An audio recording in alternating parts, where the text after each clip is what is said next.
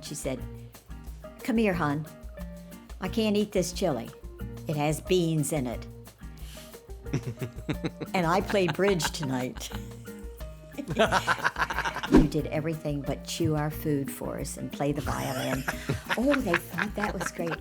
And then I said, "But when you came back later and burped us, really, that said everything." A cup of coffee with my mom.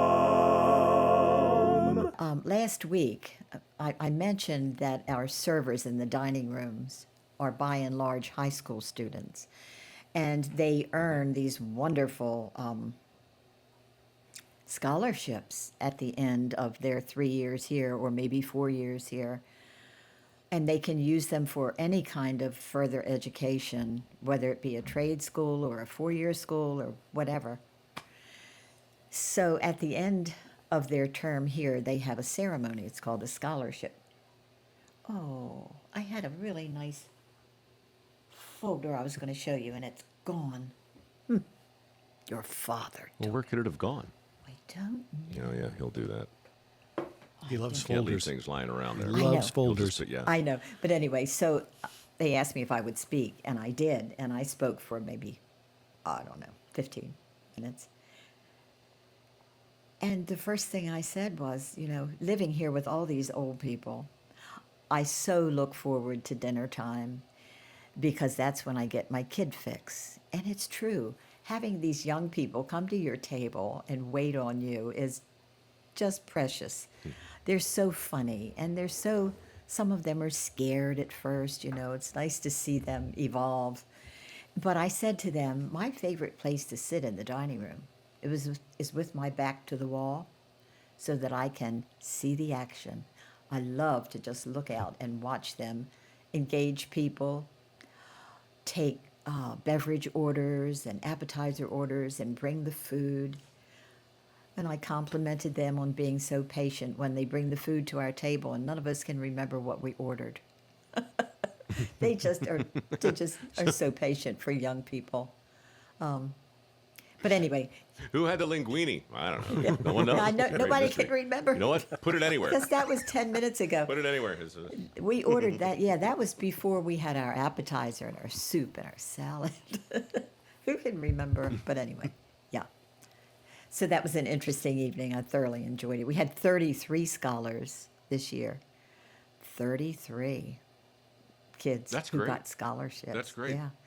It was. Did they play my video again this year for Microworks? They played your video. You made the nicest video for them. So my purpose in speaking was to introduce you and your video. I finally got around to that in the last minute. But I said to Dad, I'm going to make those kids laugh because they look so serious. They just were so serious and into the moment. I said, I'm going to make them laugh. And I did. They laughed and laughed. What'd you do? How'd you do it? How'd an 85-year-old woman make a bunch of nervous scholars laugh? I just talked to them about what I observed, about how I saw them learn life lessons. And one of those lessons happened like 2 weeks before when a man called them over to his table and said, "Take this back. I can't eat this chili. It doesn't have enough beans in it." Who ever heard of chili with just a few beans? And the server just smiled and took it back to the kitchen. And minutes later, a woman at another table nearby called a waiter over, a server, and she said, "Come here, hon. I can't eat this chili. It has beans in it." And I played bridge tonight. And just watching their reaction, it is just really neat. Their patience, it's amazing. I don't know what they say about us when they leave. I'm sure they have a lot to say that we probably wouldn't want to hear.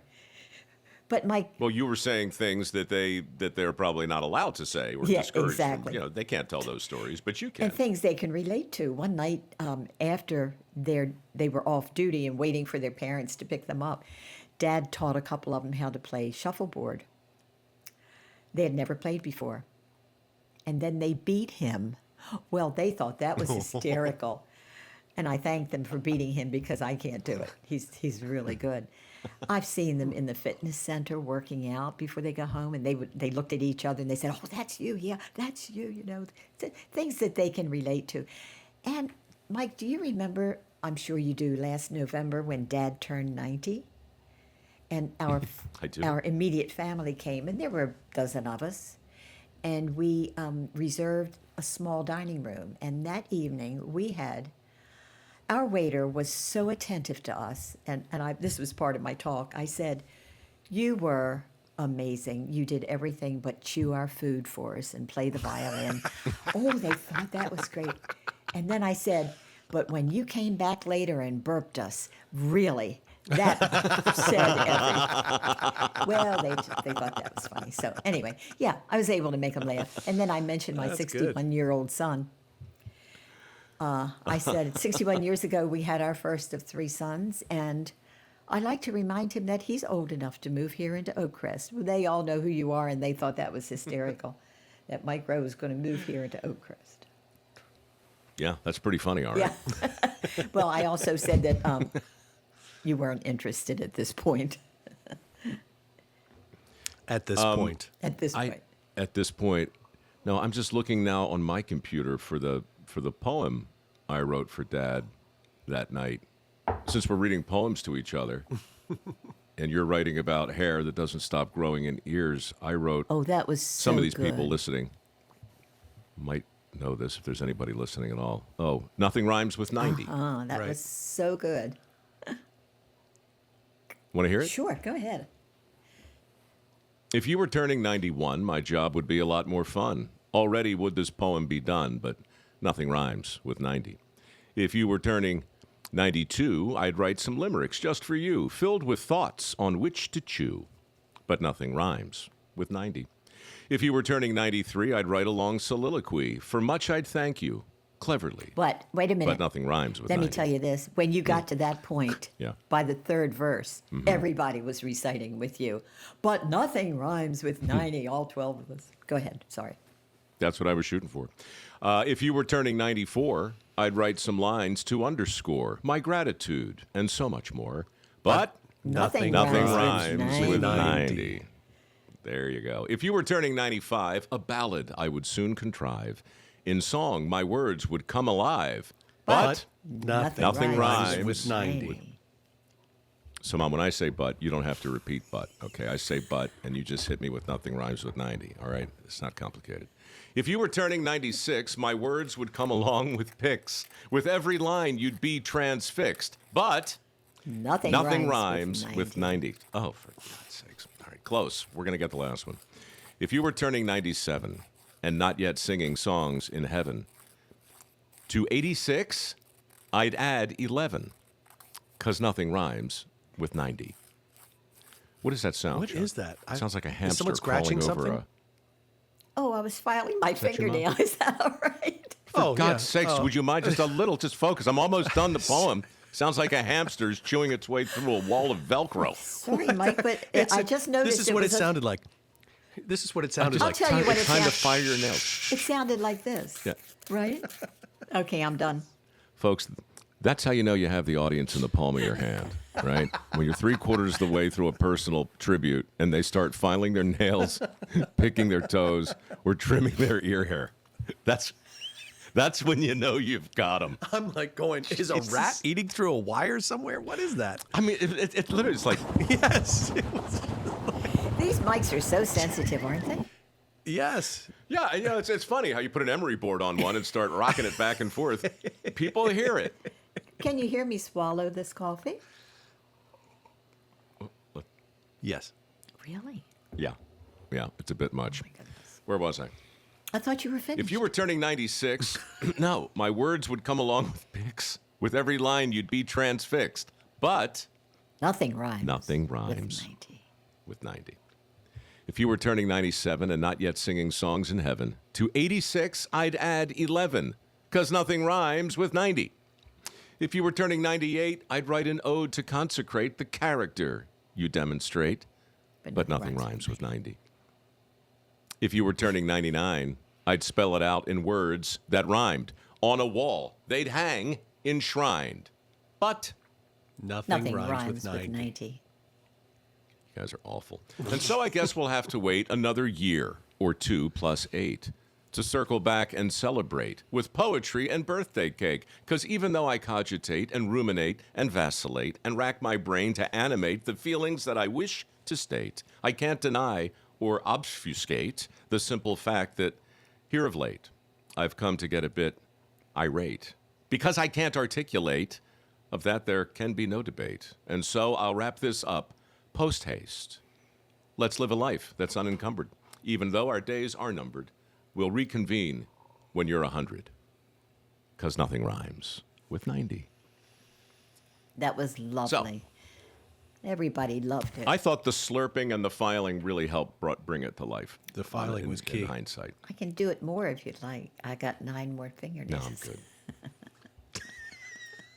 Well, that was so interesting all what you connected. just said. Could Michael, you repeat it for me? Because I fell asleep halfway through.